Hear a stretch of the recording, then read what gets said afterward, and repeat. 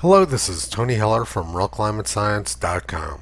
20,000 years ago, Europe and North America were led by intelligent people. They understood the relationship between fuel, energy, and human survival. They knew that without an adequate and reliable supply of fuel and energy, they would perish very quickly.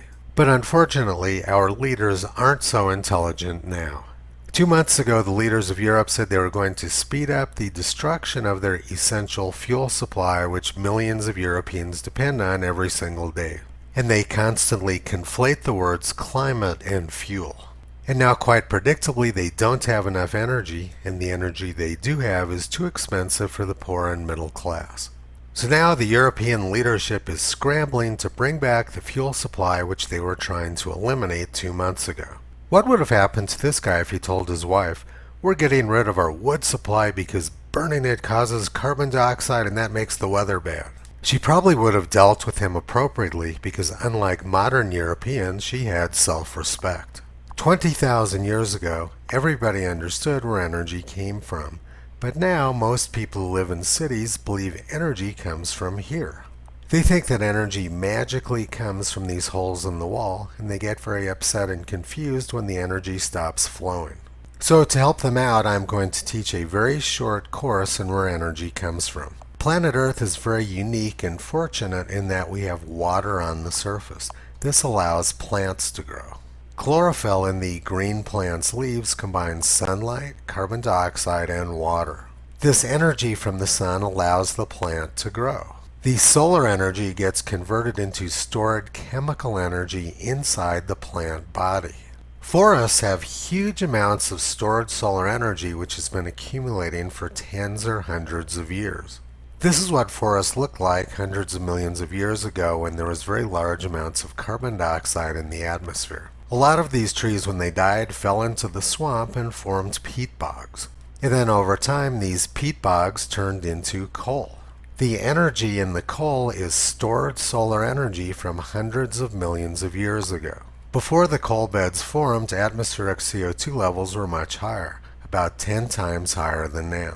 But as the coal got buried in the earth, the amount of carbon dioxide in the atmosphere plummeted. The carbon dioxide moved from the atmosphere into the coal. And huge amounts of stored solar energy accumulated in the coal beds. And now the European leaders are counting on these coal beds to rescue them from their previous idiocy. Europe needs 300 million year old stored solar energy to keep their population from freezing this winter. Now let's consider the consequences of humans interfering with the natural balance of the forests. About 90 years ago, humans came up with the brilliant idea that they did not want to have forest fires anymore. The result of doing this is that we now have very thick, overgrown, unhealthy forests. Every year, the stored solar energy keeps accumulating in the wood, and now we have a large excess of fuel in the forest. 4 years ago, the New York Times wrote about this. California today, 100 million dead trees prompt fears of giant wildfires.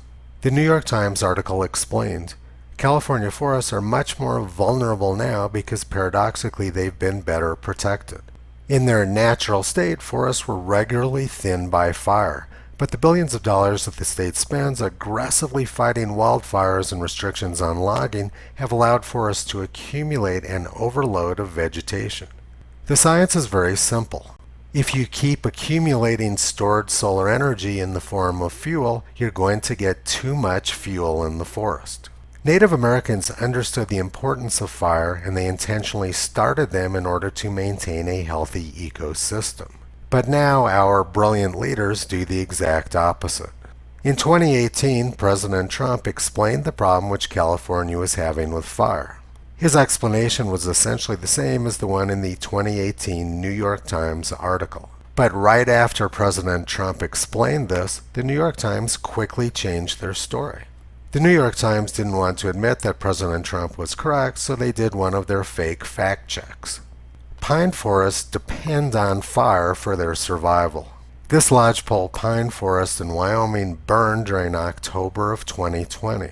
And by July of 2021, the forest was filling in with beautiful greenery and flowers. Seeds cannot be released from lodgepole pine cones without a very hot forest fire. Lodgepole pine forests, which dominate the northern Rocky Mountains, quite literally depend on large fires for their survival.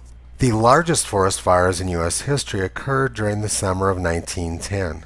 There were fires all over the country that year, but the largest fire occurred in Idaho and Montana and burned up about 3 million acres in a little over 24 hours. The flames were reported to be several hundred feet high.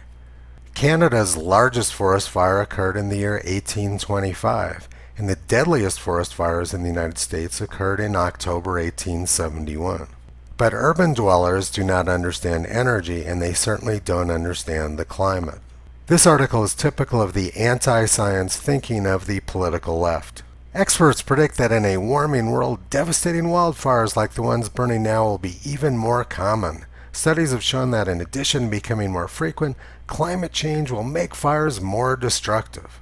This comes back to their basic misunderstanding of energy and fuel.